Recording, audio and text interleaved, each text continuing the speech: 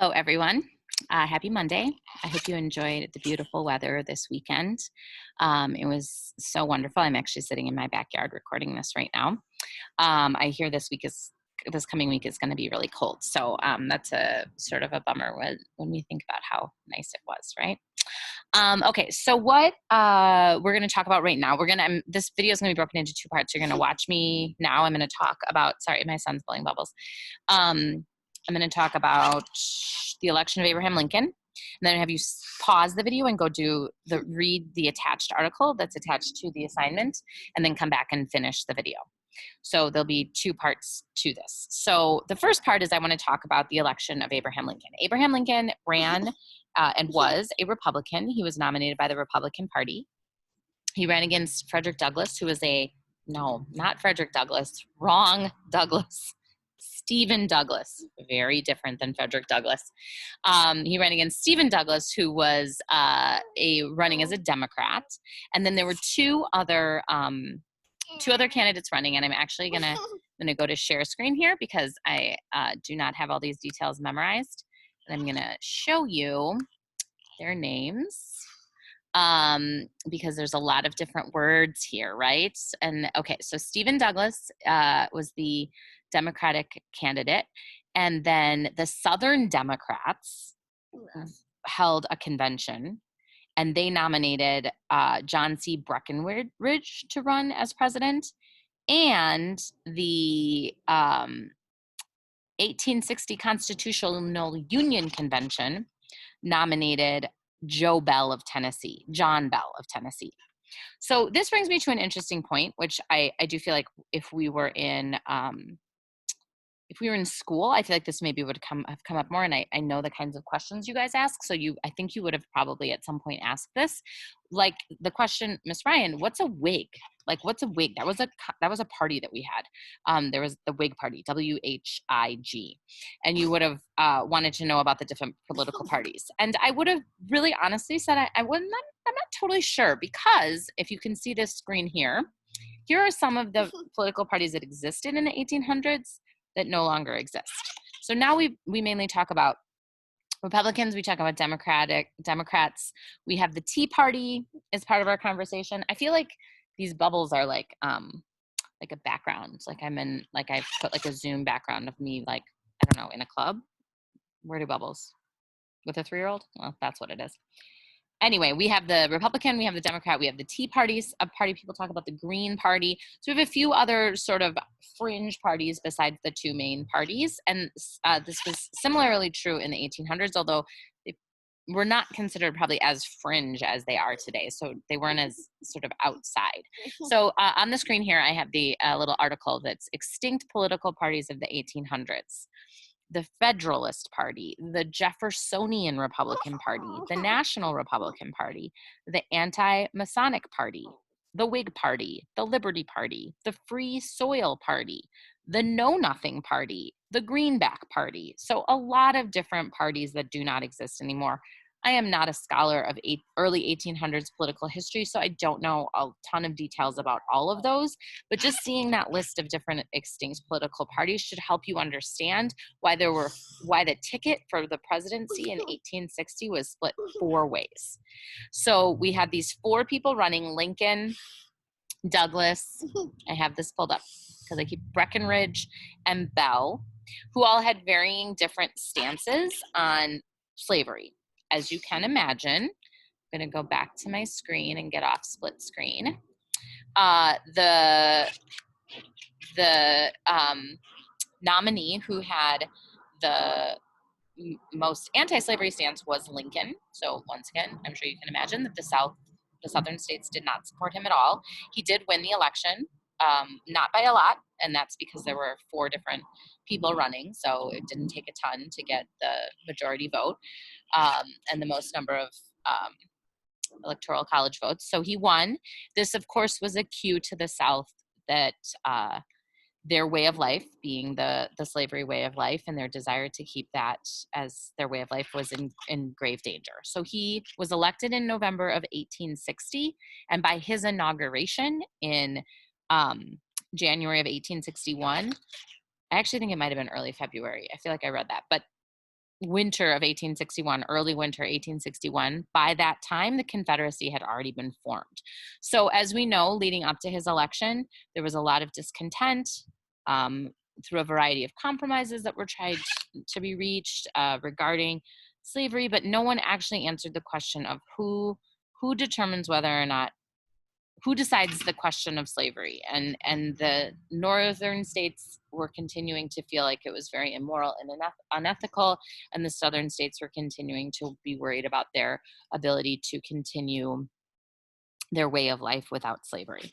So the election of Abraham Lincoln was sort of the catalyst that catapulted the southern states into thinking they had gone as far as they could go in as a part of the United States of America, and what forced their succession. So at this point, I would like you to pause the video, and I want you to go and read the article about succession and the formation of Confederacy. I want you to stop. Oh, and see, I tell myself I'm going to remember these things. I think you can still see me, right? I want you to stop at the subheading called Confederate enlistment. So you'll read, I believe there are 1, 2, 3, 4 very short parts of the article. Oh, I just got hit in the face with a bubble. Where did you guys go? There you are. 4 short pieces about the succession and the Confederacy being formed, and then come back and we'll talk a little bit more, and then you'll have questions to fill out. I would say at this point too, you might want to pull up the questions because they'll be referenced from this what I just said, and then also the reading, and then also what we talk about after you come back. So I'm going to pause you now, and you're going to pause. We're all going to pause. You're going to go read, and then we're going to come back together. Thanks. Okay, so hopefully you went and read the information about succession and the formation of the Confederacy. Succession, of course, is when a state chooses to leave the country. That's what we're referring to succession here as. It's used in different connotations, but that's what the definition we're working with here. And the Confederacy being the country that was attempted to be formed, the United States, the United States of Confederacy? I don't think I'm saying that totally right, but it was the country that was the southern states attempted to form. So the first state to succeed was South Carolina, and they succeeded on December 20th, 1860. And they were soon followed by all of the states that are listed there. I'm actually going to go here and read this because I did not memorize them all in order. They were succeeded by Mississippi, Florida, Alabama, Georgia, Louisiana, and Texas. So they had all left by February 1st. And then on February 4th, all of the delegates of these states met, except for Texas. They met in Alabama to form the Confederate States of America. That's what it was, not the United States of Confederacy, the Confederate States of America. And they elected President Jefferson Davis as their president. So, obviously this was fully brought on by the election of Abraham Lincoln, and then it was never fully recognized as a sovereign state, so it's not really right to call it a country, although that's certainly what they were attempting to do. They formed a constitution that was based off the United States Constitution, and were trying to be their own country. They were in existence. And their yard went on that.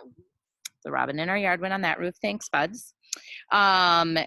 And so they were in existence from 1961 to 1964.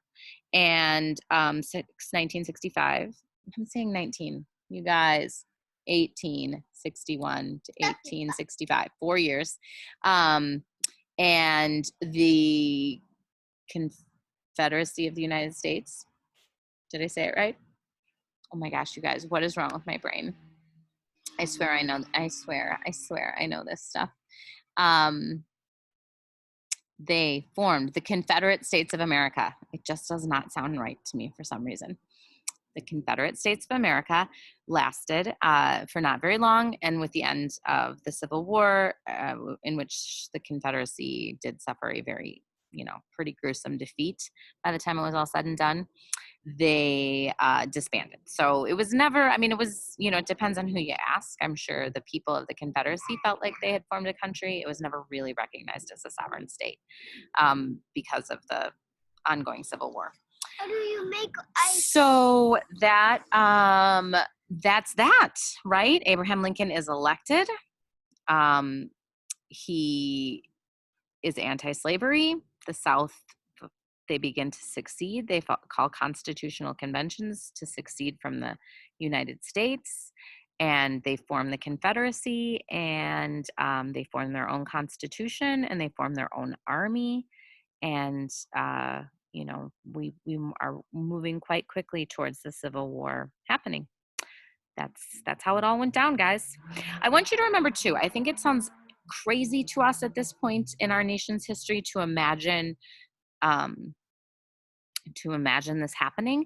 Think about what a baby state our country was. A baby country our country was. It had just been formed. It was barely even, it was still so much in the process of being an idea that I think it's a lot easier to think about starting over when you've just started. If you are at the very beginning of something, it doesn't seem as established. It doesn't seem as much of a clear and like super I can't think of the word I'm trying to think of. A super anyway. I think that's why the difference of now of like, I can't imagine part of this country deciding not to be part of this country versus like they just started. It was a brand new country. And so I think it was a little bit less, it was less crazy to imagine doing this when, 200 years before, it was crazy to imagine even splitting from Britain. And then that happened. So I think it was a little bit more, things felt a little bit more shaky as far as the country goes, which I think is important to remember. 1860 is not that far away from 1776, not right? Less than 100 years. So just keep that in mind, and then we'll move into the Emancipation Proclamation tomorrow. Thanks.